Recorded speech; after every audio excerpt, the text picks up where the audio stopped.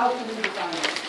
How do you define the ontological assumptions of the social sciences? Now, some of you have come to my workshops. Ontology. Now, please, are you happy with the word ontology? If you're not, please let me know now. Yes or no? All right, put your hands up if yes. Ontology. Put your hands up if no. Put your hands up if you want me to explain ontology again. Put your hands up if you want me not to explain it. Look at social pressure. Look at social pressure. Fascinating. All right. This is chapter 3, ontology. All right, now Steve Taylor, who will be teaching you again in March, April, will be going through this in a lot more detail. But you need to know. So how we will define globalization will depend on the ontological view. What do people think is the nature of society? Ontology is about what is society. Is society something which is made up of how we make things? Is that the most important thing, material understanding? Are we suggesting what our institutions are like will reflect all the different ways we interact with each other in manufacturing, in commerce? Does that make up society? Materialist reasons. Do we think society is basically always changing and will always change, and that's the normal thing, or do we think it's basically always stable, maybe in moving equilibrium? Ontological questions of what is the nature of society? Is a nature full of conflict, or is the consensus about what things go on? What is society? Is society something existing externally to us, controlling us? Or is society reflexive in nature? What we think about society will determine what society is and vice versa. So ontological things are what is this thing called society? And if your different ontological perspective will reflect very strongly how you define globalization. So, for example, Marxists will define globalization in what way? What will they stress? What will Marxists stress? The mode of production, economic reasons. What would idealists look at? Idealists, they would look at changing ideas, globalism, ideas about society. They'd look at these, right? So again, some sociologists would look at only one set. The only thing that matters is how things are made and by whom. People like Leslie Sklair. Everything else follows. Castells. Where would you put Castells? What does Castells stress? This is chapter 1, come on, chapter 1, what's he stress? In chapter 1 you've studied Castells, yes? Real-time. What? Real-time technology. Real-time technology, so it's both technology and real-time, but its technology has changed, right? So effectively he's a materialist, all right? Everything else follows from that, all right? So again, you need to be aware of the ontological assumptions of the sociologists. Will it stress economics or classism and or technology, or a mixture of this? Will it stress culture? Cultural ideas change the way we do things, maybe, or vice versa. So be careful with the definition. Will it stress relationships and reactions? Who's that one? Relationships and reactions. Who'd you put there? No. I just told you about Anthony Giddens. Reflexivity. We're aware of risk brought about globalization. What do? We demand that it's monitored. It's monitored, therefore we're aware of risk. Yeah? So again, you need to be aware of, on that definition, don't just ever say globalization is there. Don't. All right, let's go to the key building blocks. Globalization, social, political, cultural, and economic. Right, each of the chapters you've done. Globalism. Globalism is an ideological concept. We think the world is one place. Now, could you shut your eyes, please? Don't go to sleep, just shut your eyes. Shut your eyes. I'm telling you, shut your eyes. Obey me. I've got hegemony, right? I'm in power. Shut your eyes. It's good for you to shut your eyes, you can relax. Thank you. Look, imagine a world. Imagine a world. Open your eyes. did you see? What did you see? When you shut your eyes and I said, imagine the world, what did you see? What? You dream. Oh. Oh, I just dream. You see, shut your eyes, go to sleep. What did you see?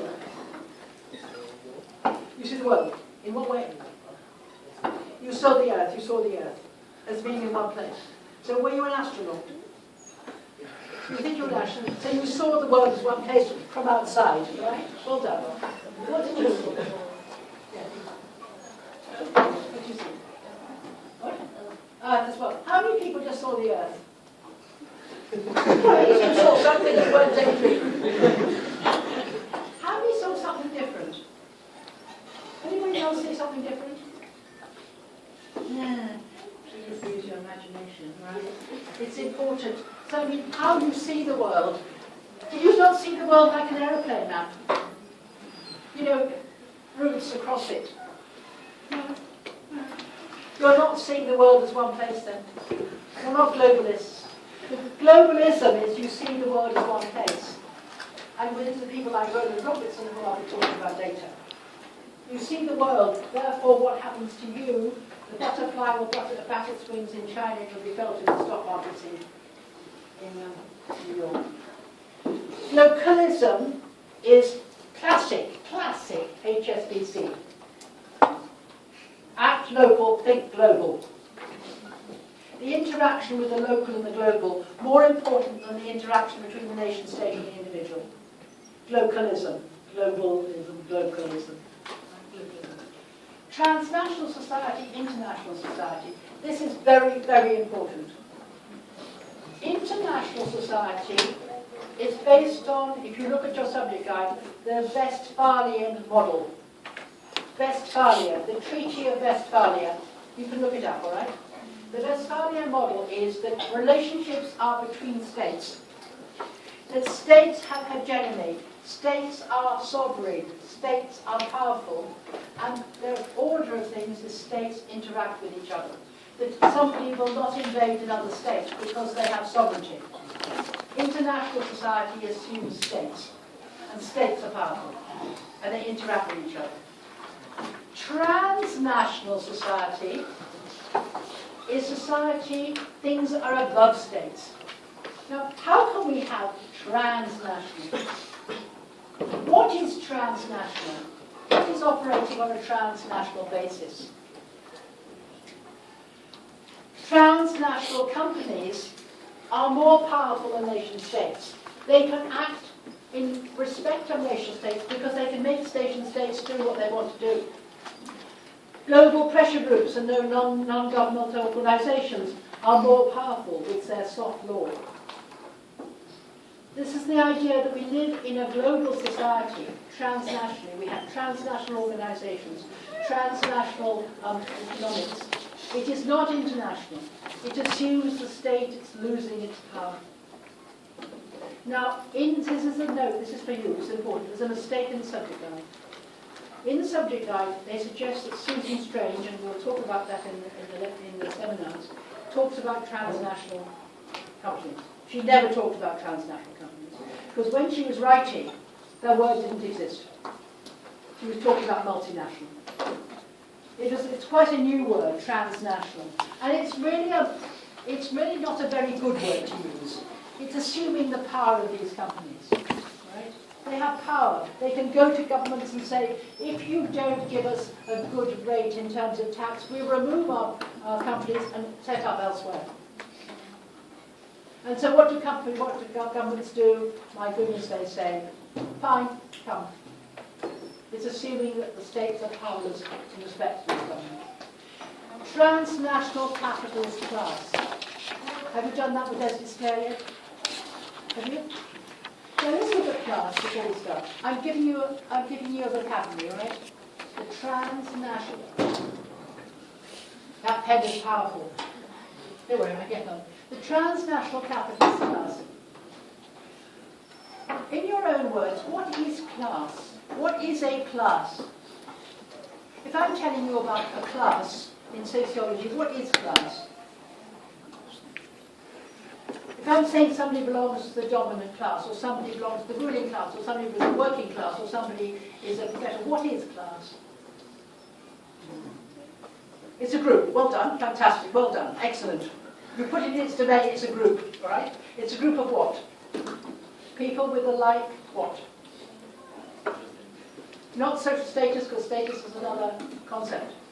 No, status is not power. You can be very, very, very high status and have very, very, very low class. Similar characteristics. Sorry? Similar characteristics. Major characteristics. Give me a... Similar. They have similar characteristics on the basis of what? If it's class, it must be economic. Class is economic class, always. We're not talking about status. You can have high status and low class. You can have low status and high class. Class is always economic. And class is very important. This is when you can't really understand unless it's there without understanding this. Class can be on the basis of what you own. For example, you can talk about the capitalist class, and the capitalist class own what? What does the capitalist class own? Come on.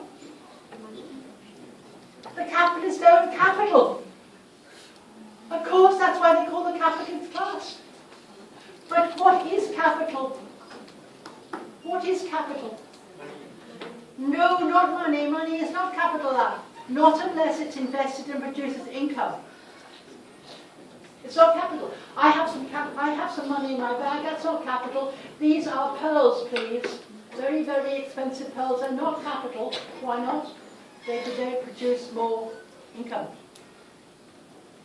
The capitalist class, the major mode of production, the major means of production are capital. You use capital to generate more capital. You invest your capital to create more. So when we're talking about the transnational capitalist class, according to Sclair, we're talking about this class as ownership or control of capital, which is reproducible. Yeah? Yeah? The other definition of class, which is not used in this concept, is simply what you do, what employment opportunities you have. So we can talk here about, say somebody is in a permanent secretary, or somebody is in the ministry in a high position, they've got high class. But generally, in this sense, we're talking about ownership or non-ownership of capital. But not just that. To be a class, they have to be aware of themselves as a class. You have to be aware of yourself as a class. Now, what does that mean? The working class in most countries are not aware of themselves as a class. They don't understand why they are so poor. They understand simply that they are poor. They're not aware of themselves as a class. Hence, they don't try and change the world. But the dominant class do realise that their interests are the same, and they will protect those interests. Right? So, for example, they will act together. So when Leslie Sclair talks about the dominant transnational class, he says this class exists across borders. There exists a class that is more powerful than the local classes. There's a capitalist class based on transnational relationships.